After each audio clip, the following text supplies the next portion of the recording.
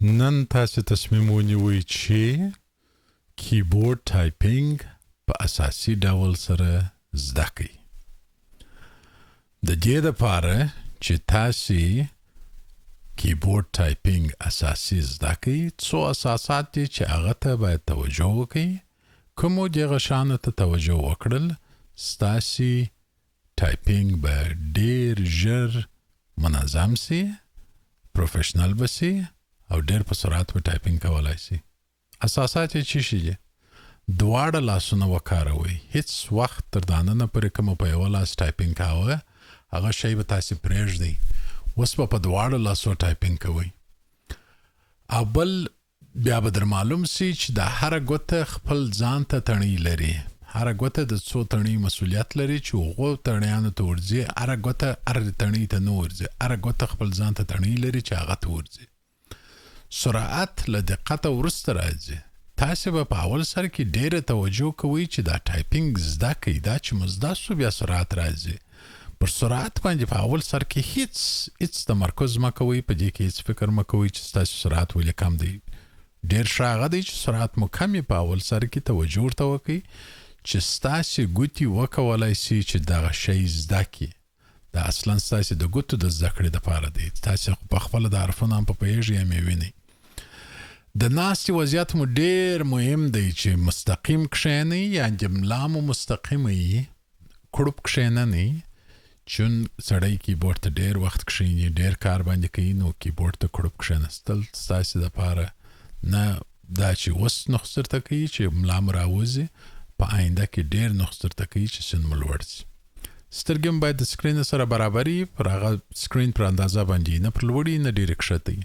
او هر څونه چې ډېر تمرین وکړي هغومره به مو سرعت ډېرېږي. راسته لاس او چپه لاس دغه تکمې لري چې پر هغه تکمه باندې باید ستاسې ګوتې پرتې وي. د ګوتو سم ځای پر ځای کول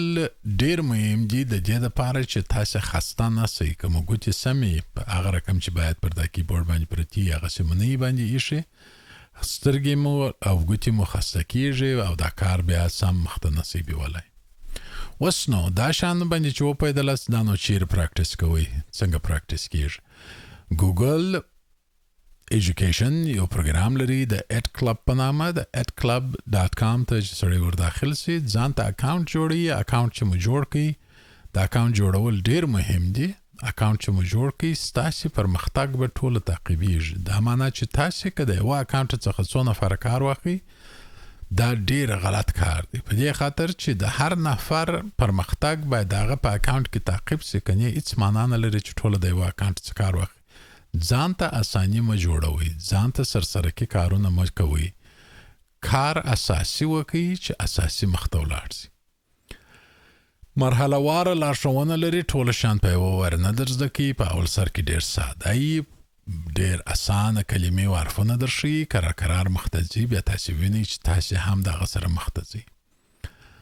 د اکاونټ جوړول خو وایي دغه ده چې تاسې خپل پرمختګ تعقیبولی سي. هره پلا چې راسي وینئ چې څونه پرمختګ مو کړی دی او د هغه ځای څخه ادامه ورکوئ. که اکاونټ ونه لرئ همیشه به بیرته د صفر څخه شروع کوئ، نو دا هم هېڅ معنا نه لري. د اکاونټ جوړول مهم دي.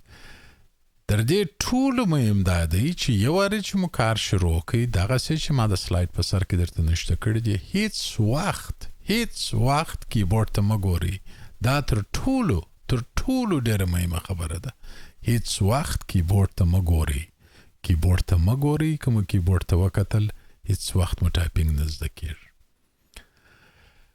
تر سترګو لاندې کتل، یعنې په پټه کیبورډ ته کتل مو مخته نه بیایي.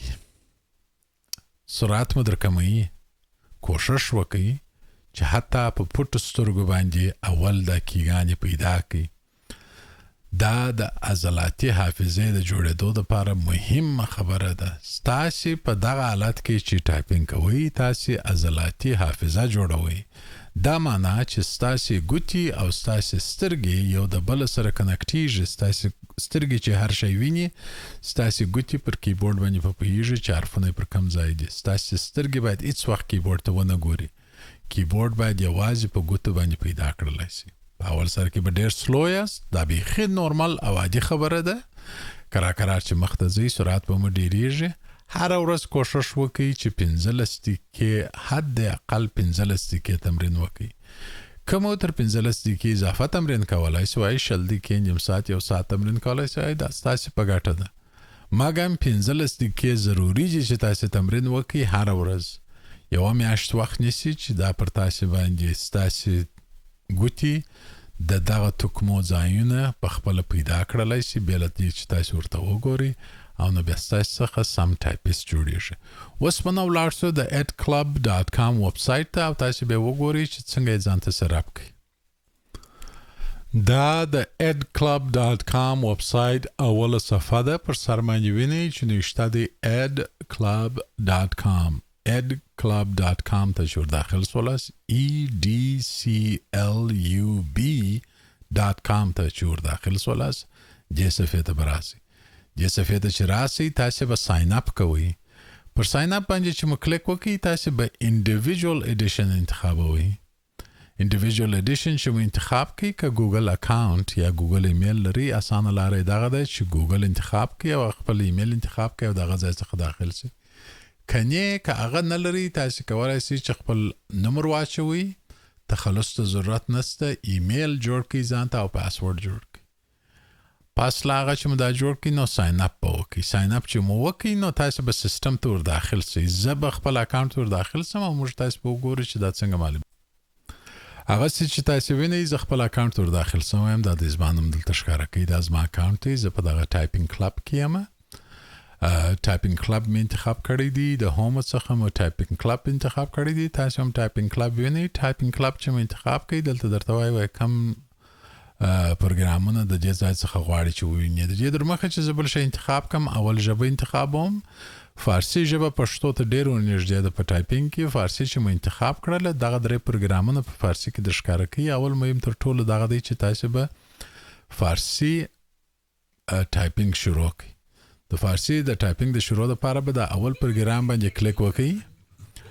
نو د دې لپاره چې دا کار وشي موږ تاسو باید اول خپلې ګوتې پر کیبورد باندې سمې کښېږدو ګوتې پر کیبورد باندې سمې ایښول څه معنا دا معنا چې پر کیبورد په مابینځ کې که تاسو وګورئ د ت او د ب پر تکمو باندې یا پر تڼیو باندې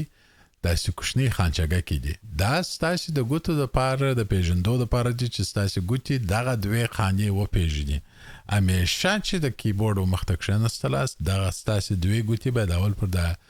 ت او پر ب باندې کښېني په پټو سترګو یې په خپله ګوتو باندې احساس کوي دغه دوې خانچې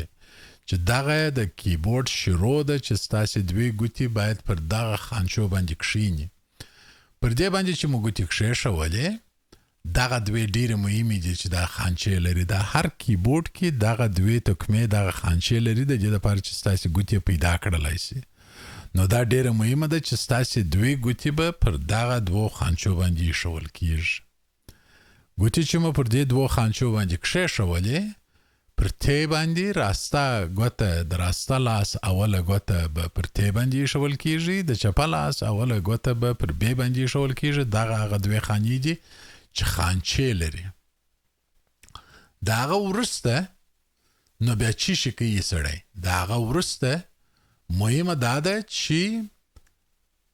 دا نورې ګوتې وڅنګ ته چې دا نورې کلمې دي د ت وڅنګ ته نون دی بیا میم دی بیا کاف دی بیا ګاف دی په راسته لاس کې پر دې باندې به ګوتې ایږدئ او د ب وروسته چې دا نورې کلمې دي پر دې باندې به دا څلور ګوتې نور ایږدئ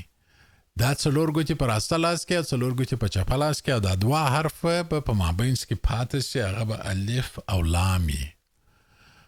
ستاسې دواړې بټې ګوتې باید پر کیبورډ پر سپیس بار باندې پرتي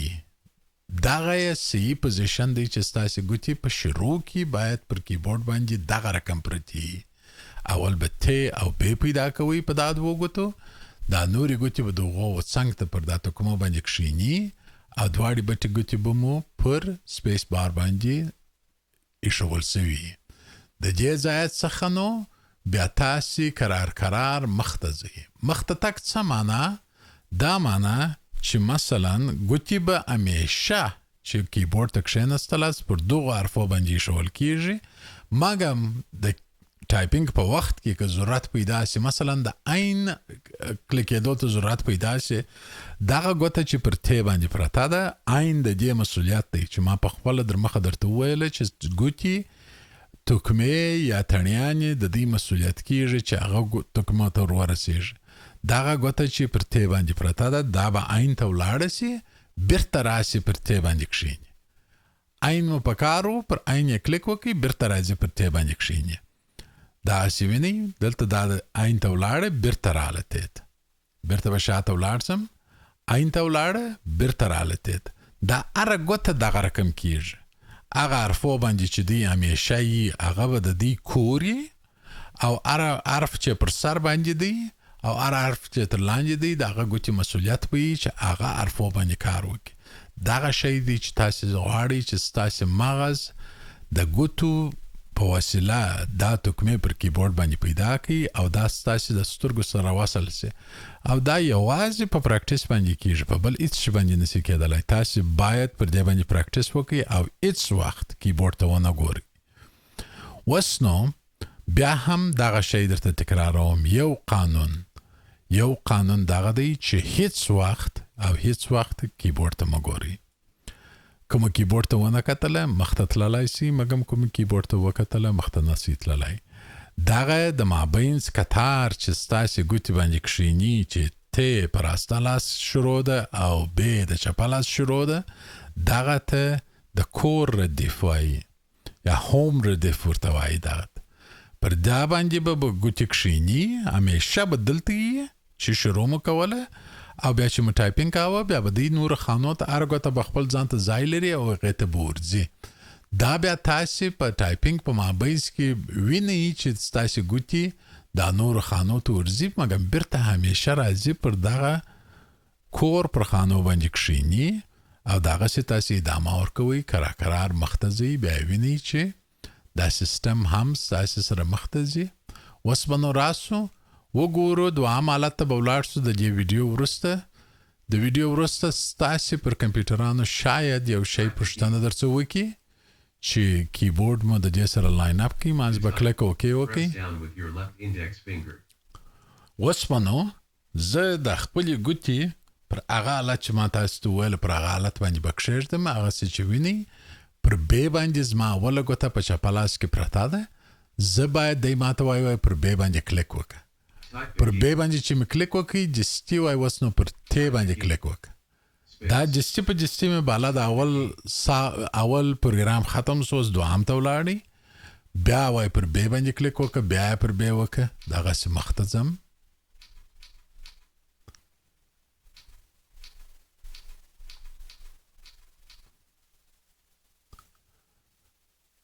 که تاسې متوجه سوي یاست دی دا کلمې ماته مسلسله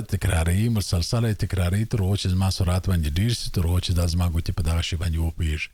نو تاسې به دغه شی وکړئ دغسې به د دې سره مخ ته ولاړ سئ او ټایپنګ به مو شروع سي تمرین کول تقریبا یوه میاشت 15 وخت نیسي چې ستاسې څخه سم ټایپیست جوړ سي نور دا ښه ورځ ولرئ د خدای په امان